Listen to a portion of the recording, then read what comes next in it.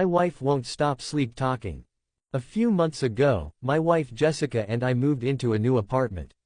Before that, we lived in a large cottage overlooking a beautiful lake, her dream home. We didn't want to leave, but we had to. I'd been promoted at my law firm, which required a transfer to one of our branch locations in New England. Jess and I talked about it for a long time, and although she was reluctant, we eventually agreed to move. The cost of living up north was higher, and until Jess could find a new job, we had to downsize. Those first few weeks were tough. Jess was irritable, missing our old house, our friends, and her steady job.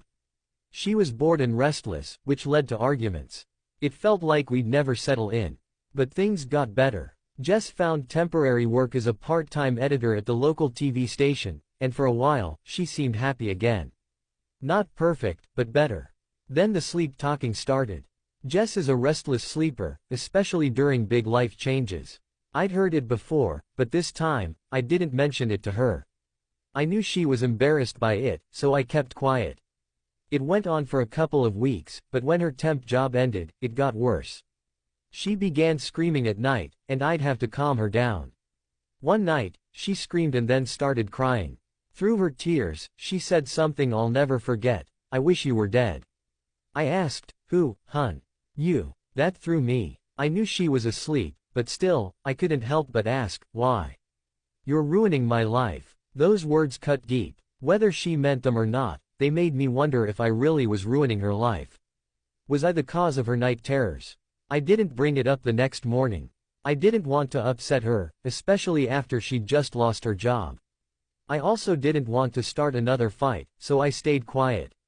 The next night, there was no screaming, but just as I was drifting off, she started sleep talking again. "Sometimes I think about how I do it," she mumbled. I didn't think much of it until she kept going. "While you're asleep, go to the kitchen, grab a knife," over and over again, blood oozing. "You can't ruin my life anymore." She was describing how she'd kill me. It was disturbing, but I convinced myself it was just a dream, nothing more. Jess was frustrated with me, and this was how her subconscious was working it out. The sleep talking continued for weeks, mostly nonsense or violent ramblings. I hoped it was helping her release whatever she was holding onto, but then one night, she said something that shattered me: "I lost my baby because of you." I asked, "What do you mean?" Through more sleep talking, she said, "You made me want kids, you put life in me, now I'm alone." I hadn't realized how much the miscarriage had affected her.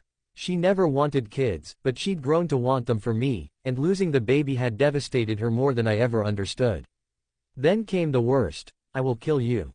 I promise." It's been a week since she said that. As much as I tried to brush it off as more sleep-induced nonsense, I can't shake the fear.